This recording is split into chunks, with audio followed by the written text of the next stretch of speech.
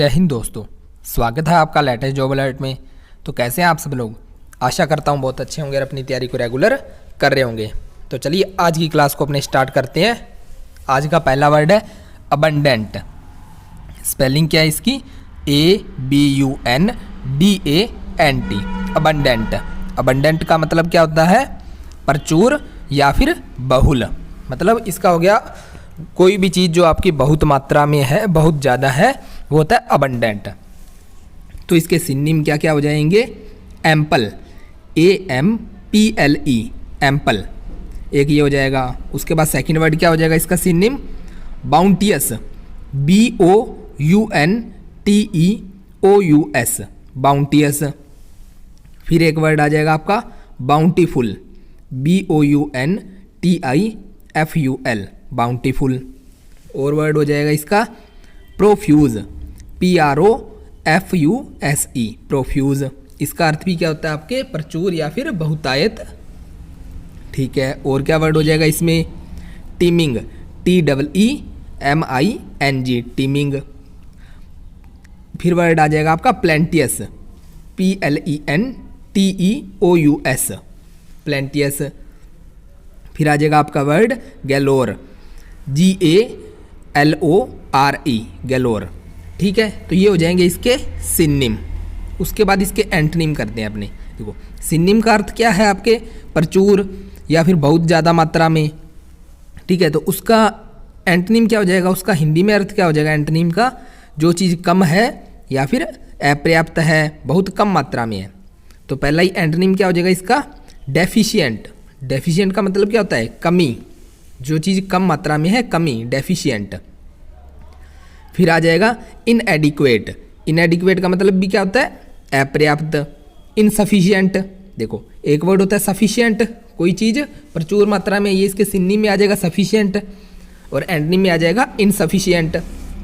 फिर आ जाएगा word lacking, LACKING, lacking, lack से बना है ये वर्ड। फिर आ जाएगा स्कैंटी, SCANTY, स्कैंटी। फिर आ जाएगा स्कार्स, SCARCE, स्कार्स। फिर आ जाएगा स्पार्स, SPARSE, स्पार्स। ठीक है। तो ये हो जाएगा आपका पहला वर्ड कंप्लीट हो गया अबंडेंट। अबंडेंट का अर्थ क्या होता है? प्रचुर या फिर बहुत मात्रा में। और एंटोनिम का अर्थ हो जाएगा कमी या फिर अपर्याप्त। उसके बाद करते हैं अपने सेकंड वर्ड। देखो सेकंड वर्ड बहुत ही शानदार है और इसके सिनोनिम देखो याद कैसे होंगे ये वर्ड। देखो यूं नहीं है इसका रट्टा मारना है, एक वर्ड को लेके बैठ के उसको 10 बार लिख रहे हो, 20 बार लिख रहे हो, नहीं। देखो रेगुलरिटी बनाओ, याद हो जाएंगे वर्ड। अब डेली आपको दो तीन वर्ड इस हिसाब से मिलते हैं, उसके सिनोनिम एंटोनिम काफ़ी होते हैं। आपको क्या करना है? डेली इन वर्ड को देखोगे तो याद होते रहेंगे।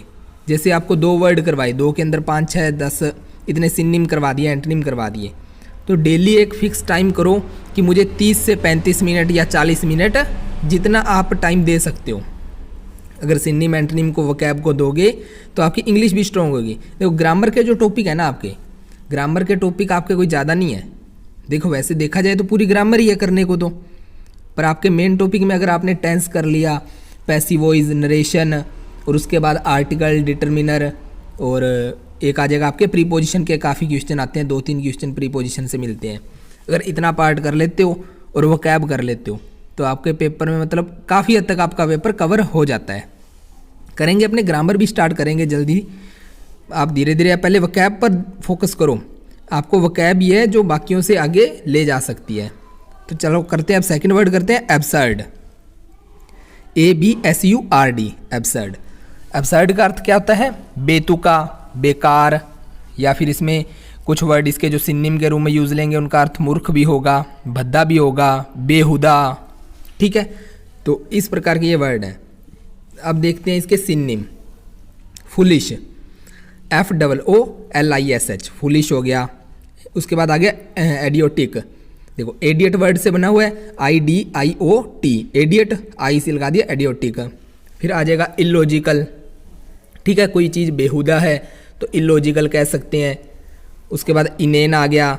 इनेन का अर्थ भी क्या होता है? बेहुदा होता है। स्पेलिंग देख लेना इसकी, INANE, इनेन। उसके बाद आ गया इरेशनल, रेशनल और इरेशनल, ठीक है।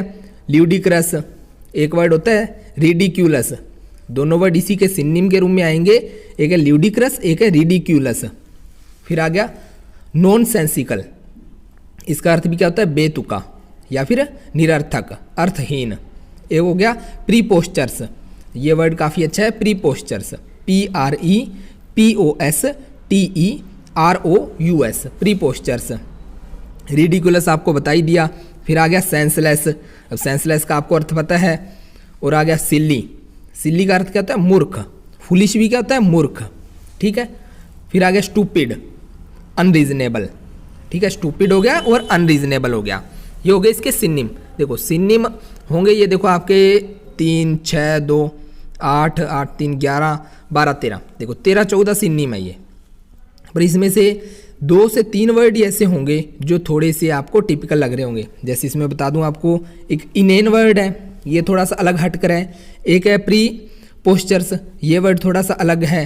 उसके बाद ल्यूडिक्रस, ये वर्ड थोड़ा सा अलग है। बाकी वर्ड तो आपने नॉर्मल लैंग्वेज में यूज़ होने वाले हैं, नॉर्मल ये चीज़ें सुनी होंगी, ठीक है। अब इसके एंटोनिम करते हैं अपने। एंटोनिम देखो, सिनोनिम का अर्थ था बेतुका, बेकार या फिर मूर्ख या फिर बद्दा। तो एंटोनिम का अर्थ क्या हो जाएगा हिंदी में, बुद्धिमान, समझदार, ठीक है। तो एंटोनिम इंग्लिश में अब देखते हैं अपने इंटेलिजेंट। अब इंटेलिजेंट आपको पता है, इंटेलिजेंट आप वैसे ही बहुत हो। लॉजिकल, प्रूडेंट, प्रूडेंट का अर्थ क्या होता है, बुद्धिमान। फिर आ जाएगा रेशनल, इरेशनल, फिर आ गया सगेशियस, सेंसिबल, और फिर आ गया वाइज। अब देखो एंटोनिम में भी देखो क्या है, सिर्फ एक वर्ड ही है, 1 से 2 वर्ड। देखो प्रूडेंट है, थोड़ा सा अलग वर्ड है, और एक सगेशियस, ये 2 वर्ड ही हैं जो अलग है, बाकी बिल्कुल सिंपल वर्ड है। पर अगर आपके ये आंखों से निकल जाएंगे, ठीक है, आपने एक बार देख रखे हैं, तो आप सिनोनिम एंटोनिम भी ढूंढ लोगे आराम से जब क्वेश्चन में इस तरह से आ गया। अगर ये आपने एक बार नहीं पढ़ रखे ना, तो सिंपल भी कई बार क्या आपके गलत हो जाते हैं। एक बार आप इनको थोड़ा सा देख लिया करो। डेली का ये फिक्स करो कि जितने पहले वकैब करवा रखी है उनको क्या करना है, एक बार रीड आउट करना है। ज़्यादा नहीं है, रट्टा नहीं मारना है, एक बार पूरे को रीड आउट करना है और आपको क्या धीरे धीरे सब याद हो जाएंगे। तो चलिए आज की क्लास अपनी यहीं तक थी। और रीजनिंग को लेके आप बताओ कि इसके बाद कौन सा टॉपिक करवाएं। रीजनिंग में आपके 2 टॉपिक कंप्लीट हो चुके हैं। रीजनिंग में बता देना आप कमेंट करके कि कौन सा टॉपिक लेके आएँ, कि इस दिन इंग्लिश की क्लास ऑफ रख के आपके लिए एक रीजनिंग की क्लास ले आएंगे, कि जिससे आपका रीजनिंग भी साथ साथ चलते रहेगी। चलिए अब मिलेंगे नेक्स्ट क्लास में, तब तक के लिए टेक केयर, जय हिंद।